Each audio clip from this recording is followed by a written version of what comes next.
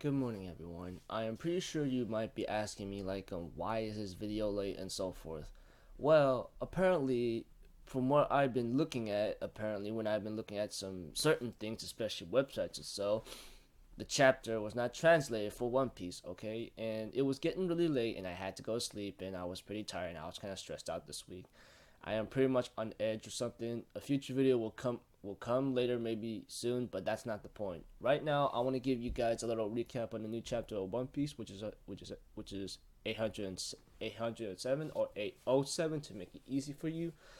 This chapter was pretty cool. Nothing much really going on. Well, there was a lot going on, but it's pretty simple. So if you see that my voice is a little low, please forgive me right now because right now it is a little bit early morning for the time being, even though it's around 6 o'clock from where I'm at. But I want to keep my voice at low for the time being. So, if anything else, let's go.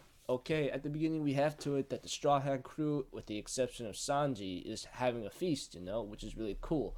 And we get to see Brook here and there, and he informs Luffy about Momo's condition, along with what happened to Sanji and the others, and he explains to Luffy best not to mention anything about samurai or something because apparently there's been some.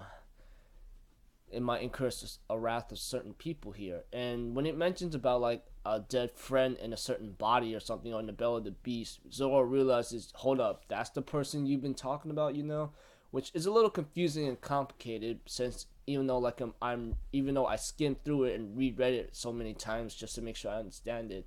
As for Brook, he is being used by the dogs as chewing bone or something like that, which is just really hilarious. We get to know a little bit more information about our Nami and the others about what's been happening lately, but apparently they kind of got into certain trouble, especially when it came to certain bad parts, which Nami decides to explain what happened many days ago. So what we find out, what happened after they cut off from Luffy about after he says it's time for you to go all out, you could go ahead against Big Mom's ship. We have to it that Brook, Chopper, and Sanji work together to actually escape Big Mom's ship. But apparently, as for Nami, she used her weather weapon or weather temple climate that could control the weather to let me see here, disappear into the clouds or fog, and then they end up arriving on Zou surprisingly the next day later, which is pretty cool in a sense. Not that it's pretty awesome. But we also get to know a little bit more information from Wanda that apparently without if it weren't for Nami and the others, we would actually be toasted stew right now. In other cases, they would have been annihilated or exterminated due to the fact of what happened priors before that. We get to know a little bit more information later, but not before we got given these other people such as two princes, and we get to know that one of them is has been in a coma ever since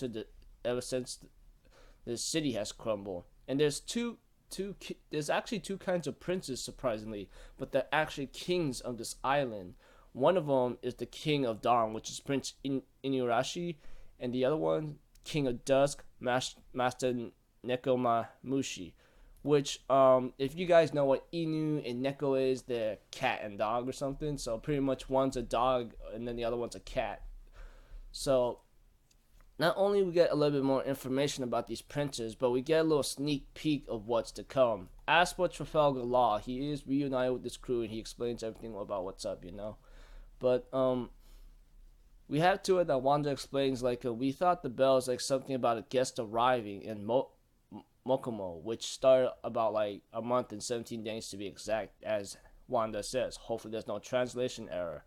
Apparently there's been some crazy raid whatsoever, and later on, the elephant, I think Zunisha, that's the elephant right there, ends up howling in agony or something, And later on, somehow it ends up with the chapter with the giant elephant image, and all I know is the saying there's an immediate threat or something, or the Wano Kingdom or something like that.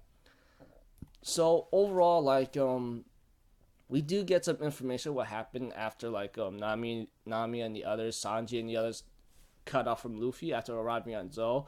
But apparently we still do not know what happened to Sanji yet, which is pretty complicated for me right now. Because I'm thinking in my mind, okay, what happened to Sanji, you know? We all know that his wanted posters like he is wanted alive, you know?